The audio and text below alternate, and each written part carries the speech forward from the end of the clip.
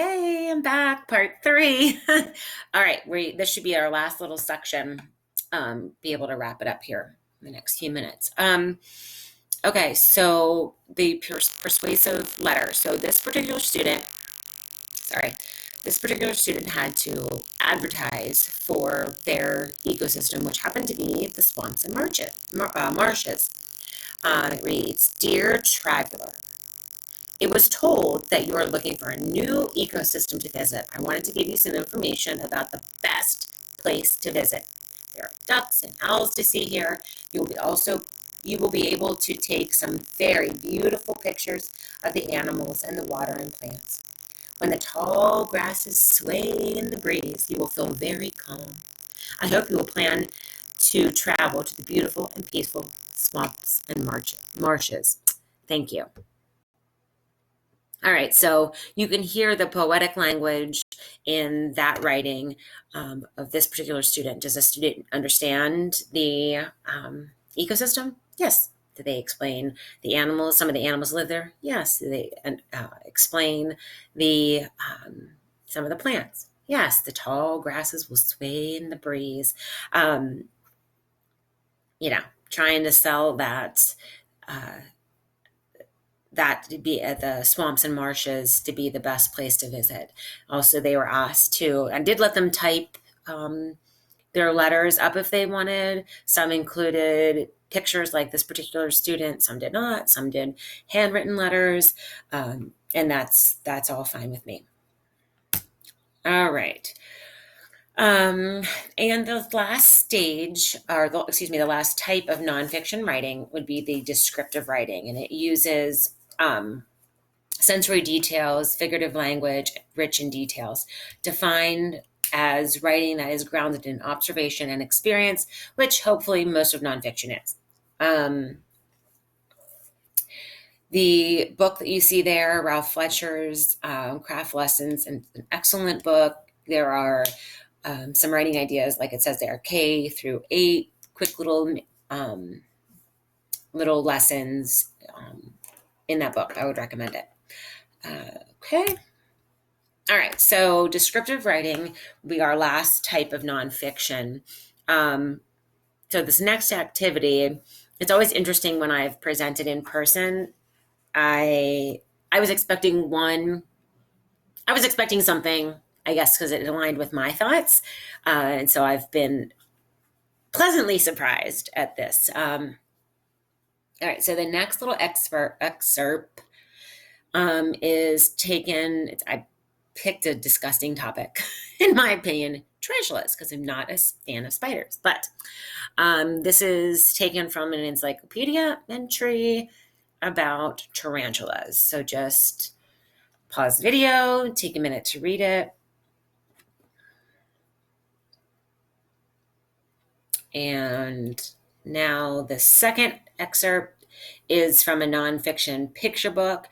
To be honest with you, I can't remember what picture book. It might have been a Seymour Simon book. I don't know if you're familiar with Seymour Simon, but I love those nonfiction picture books. They're informational, great illustrations, photographs, and such. And my students always love them. They're a little bit hard, higher reading level maybe than third grade, but great to take parts of or read it in sections out loud is always a good option too. So I'll shut up and take a minute and read this excerpt. Pause that. Okay, so at this point in the presentation, after we have read the encyclopedia entry and also the picture book entry, we will just have a discussion of which is more appealing to you as a reader. So this is where I was always surprised, because this picture book excerpt is more appealing to me. Like, the tarantulas actually don't sound that bad, right? It's very descriptive. She looked like a long-legged bear. Well, I like bears, but I can picture a long-legged bear with, fur-like hairs. I know where they live, what they eat. It's more descriptive to me in the sense of it's more pleasing. Okay. But I've had people say that, nope, they want their information from the encyclopedia excerpt. They liked that better. It was just informational, it was straightforward. I didn't need any of the fluff.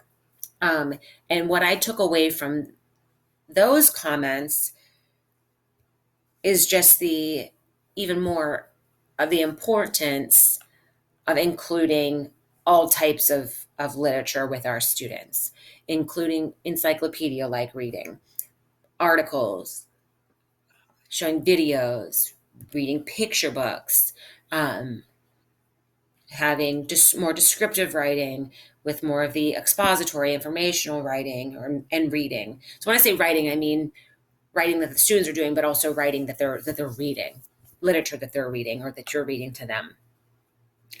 If that makes sense. So incorporating all the different types of nonfiction writing, in the expository informational, the narratives, the persuasive, the descriptive, all of that. Reading a lot of it and also giving your students the opportunities to write that way. All right. This is a quote that came from an article and it's in my handout in the Works Cited. It's an article titled Until I Write It Down. And I think this is just a great way to wrap things up. Writing is a great revealer. It demands clarity, or at least exposes the lack thereof.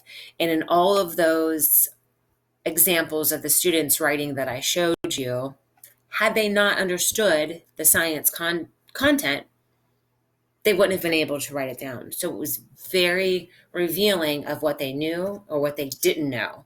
It was very revealing, not only of teaching of the nonfiction that we were learning, the science content that we were learning, but also the reading content, the reading standards. So it was very telling. Benefits from the classroom, and I say in the applications, this is going to happen. Students are able to talk about what they know and how they know it. They're going to have many, many opportunities to practice their expressive writing. Students are going to gain confidence when learning and when writing. And students will be able to move from that expressive to the transactional to the poetic writing very easily. They're going to have all those opportunities to write, that it's going to come so natural to them that their writing will start to have their own voice. Just some examples, and this is not the end all be all. The things that I showed you, like the comics and the stories, the point of view writing a book, fiction, nonfiction, marrying the nonfiction narratives, posters, brochures, postcards, advertisements, songs, poems, Twitter tweets, or whatever, grade level you're teaching that's like age appropriate. I have one writing activity too that's like a text message. So it's like a conversation between, everybody wants to text and email and whatever. Here are some more examples. Let me make it big again. Of some other content writing. I focus mostly on science, obviously, in this presentation, but here's some social studies writing that they did. They made brochures, teach about China and Egypt. And that was like a template that we had made in like Google Classroom or something the kids had to type and drop in their information, illustrating images and things. Here's some writing that was done in math.